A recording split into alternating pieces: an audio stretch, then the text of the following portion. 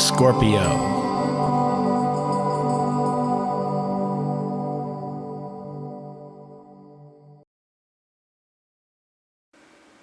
Hello Scorpio, this is your astrological forecast for January 2017, so Happy New Year. You might have already been listening to the whole year's forecast. If not, then you have that to look forward to. But listen, January starts off with a beautiful, heightened sense of goals, appreciation, joy, happiness, and romance. This is because Mars and Neptune, they're doing the dance. They are conjunct as we set the tone, not just for January, but for the entire year. And for you, Scorpio, it's in your 5th house of love and relationships, affairs, also children, self-expression, the hobbies that you do, all of those things that where you can find your sense of creativity and also spirituality, because Neptune always keeps and holds that frequency of spiritual vision. So the main focus, though, is always where the sun is. That is the essence of you. It's the essence of us.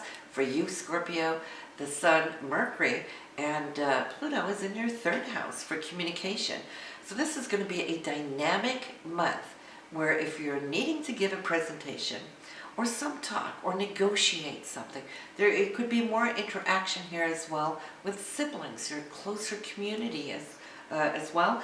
And also I feel that this Mercury retrograde, which will be until January 8th, will give you some time to clear things up or also just catch up from the past.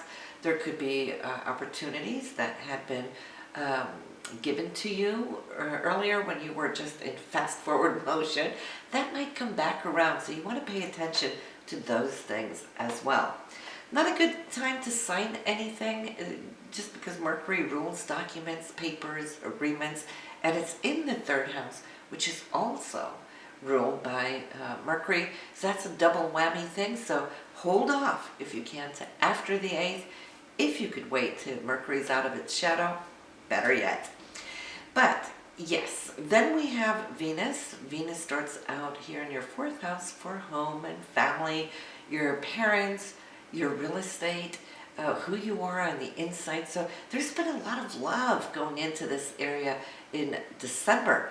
So when we start off the month, Venus is already 27 degrees, only 3 more degrees to go before she changes sign and ingresses into Pisces, which you will do January 4th.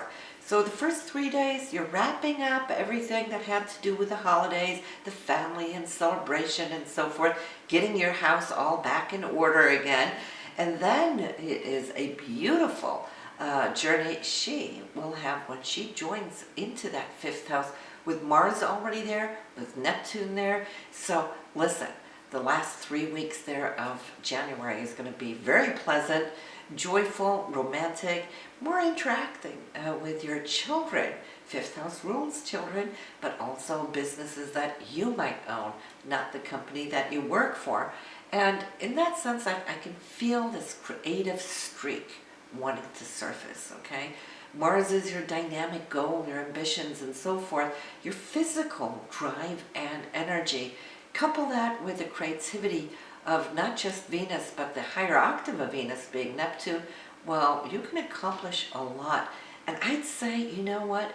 Enjoy, enjoy, enjoy, Scorpio, because it's going to be a full year before Venus comes back to this area, for one. Secondly, it's going to be 2 years before Mars comes back to this area. And when they do, it doesn't mean the other one is there. So you got both forces working for you. And so I know you're just going to have a blast here in January. We have the full moon on the 12th in Cancer, 14 degrees. That's your sister sign, Scorpio, in your 9th house. So this area will be illuminated for you, which has to do with long distance travel or also interacting with people afar. It also rules publications, long distance travel, visas, green cards, those things, higher education, taking exams, publication, if you have anything that needs to be published. Well, you can see here when the spotlight is on you, you're going to be achieving one or more of those things. The new moon won't be before January 27th, and that is 0 degrees in Aquarius, which will be in the 4th house for your home, your family, your parents, feeling the foundation of your life. This is always when we plant those seeds of intentions. So this month, which will carry the signature for a whole year until you get the next chance in this area, I feel that, yeah, your intention should be on wanting to spend more time at home, not just running around, business, career, and whatnot, but to really ground yourself in this beautiful foundation, which has to do with you, your inner self, and the people that you love right around you. So listen, we have a lot going on this month. As we start off, like I said, Mars and Neptune doing the dance on January 1st. But then on the 3rd, good news here from Venus. And this could be anything romantic, emotional, but it could also be financial. Venus does rule both those areas. On the 7th, and then the Sun is meeting up with Pluto. Pluto is that pivotal point of transformation.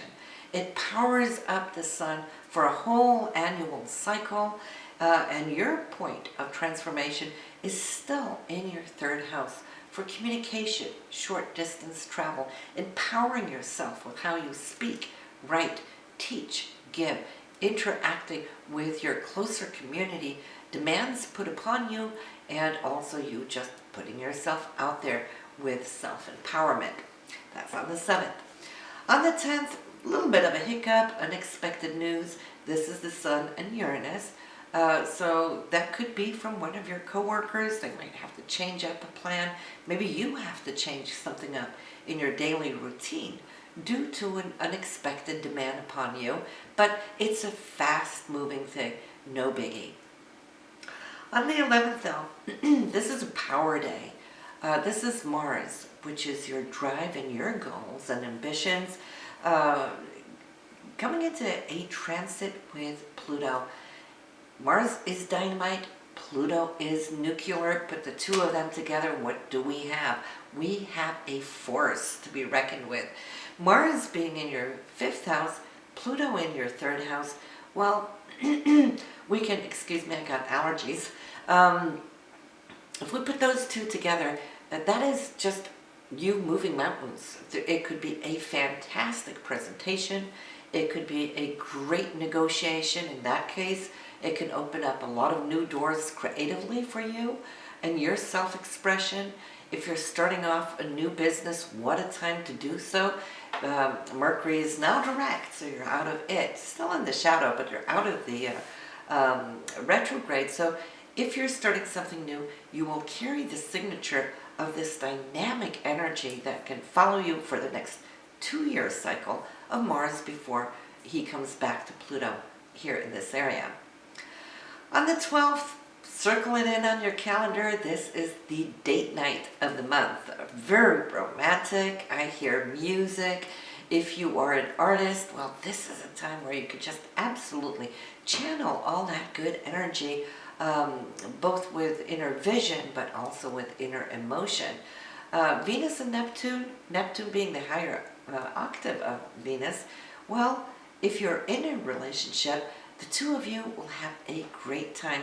And if you're single, well, don't sit at home, because the frequency of these two is something that we're all going to be sensing. Doesn't matter where we are upon this planet. So we're kind of sending out those signals, and we're magnetizing, attracting as well. So the 12th, wonderful day. But then we have a couple of stop signs coming up this month, slowing us down just a little bit while we need to make a decision. The first one is on the 19th with Saturn squaring off on Mars, or should I say Mars on Saturn. That's a little frustrating because Mars is direct and it's hammering down the superhighway, right? Wanting to do and get things done, and here comes Saturn just holding him back. But for a reason, and we always want to look at these situations as celestial helpers coming in so that we can make a right decision. Sometimes we're so hasty that we're not seeing. So if if you're making a decision today, you'll already by the next day feel that sense of conviction. So whenever in doubt, slow down, just wait, and then it will be there. And that's because on the 20th, Venus and Pluto will meet up and do the dance, just like Mars and Pluto did on the 11th. Venus is following suit, and there is passion, there is drive, there's a breakthrough, there's news about money, acting upon money, receiving money, contracting, whatever it may be for you. But it feels like this is fun. It's joyful. It's your 5th house, and the news is coming from your 3rd house of communication. So there we go. So days to pay attention to move forward is the 11th and the 20th. The days to stop and wait before you act, that's the 19th. That's Mars up against Saturn, just so you get that full sense of conviction. And then also on the 27th, because where Mars was stopped by Saturn, Saturn's going to stop Venus too. So the 27th for you, that has more so to do with money, investments, rulerships of gaming, perhaps, speculation could be. 5th house loves to gamble. Don't gamble what you don't have. If you do have, well, then you want to be smart about it. And for that reason, Saturn's trying to give you some body onto it. Then we have the 23rd. There is some great news coming in. I feel it's inspirational news. Mercury and Neptune. You can have a dream. You can have a daydream. You can have an inspiration. You could feel quite creative here on the 23rd. And then the 29th, we have both Mars moving into Aries, which is your 6th house. It's completed that joyful ride through the 5th, okay, where you've had a lot of fun, leisure, action upon those things, but now it's getting back to work, focusing on details. The 6th house is ruled by Virgo, and nobody tends to think, overthink, analyze, strategize as much as the Virgos do. And you're going to feel how that feels when Mars moves through this area of your chart, because you're going to be embodying some of that energy. Plus, it's getting the drive from it being in the sign of Aries, which it rules. So there's like a whole lot of power. Watch how you're going to take off here at January 29th and into the month of February. And I'm already looking into that chart for you as we speak. And it's going to be exciting next month. But it's starting now in January, see? So I would say listen to your moon and rising sign to just get where these planetary energies are unfolding in the other parts of your chart to get a fuller sense of it.